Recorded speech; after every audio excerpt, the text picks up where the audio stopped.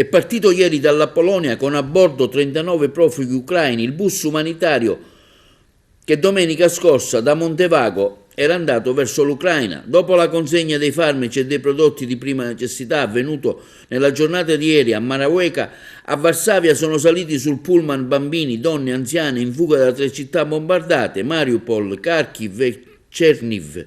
Troveranno ospitalità nel piccolo centro bellicino dove alcuni cittadini hanno risposto all'appello del sindaco onorevole Margherita La Roccaruvolo e hanno messo a disposizione gratuitamente delle abitazioni autonome.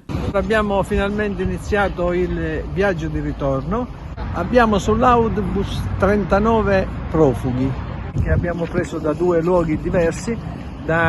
Sono persone che hanno le case alcune bombardate e che con i loro sacchettini hanno una speranza di una vita familiare normale e speriamo noi dargliela a Montevago.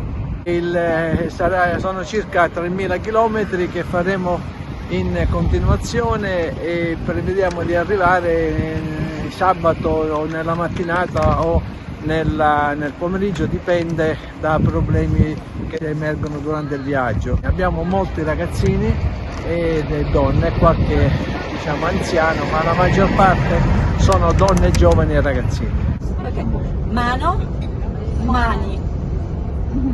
Mano, mani. Questa? Brava! L'iniziativa Un cuore per l'Ucraina è promossa dal Comune di Montevago in collaborazione con l'associazione di volontariato A Cuore Aperto che da circa 20 anni è impegnata in progetti di assistenza sanitaria alle istituzioni in Tanzania ad oltre altre associazioni del territorio. È arrivato intanto in nottata all'Italia l'autobus che con a bordo 39 profughi ucraini provenienti dalla Polonia. In collaborazione con l'associazione Volontariato Cuore Aperto, la Protezione Civile sta assistendo i profughi ucraini al confine con l'Austria durante i controlli dei documenti. Al posto di controllo del passo del Tarvisio, i volontari offrono da mangiare tè caldo, caffè e anche cibo per cani e gatti.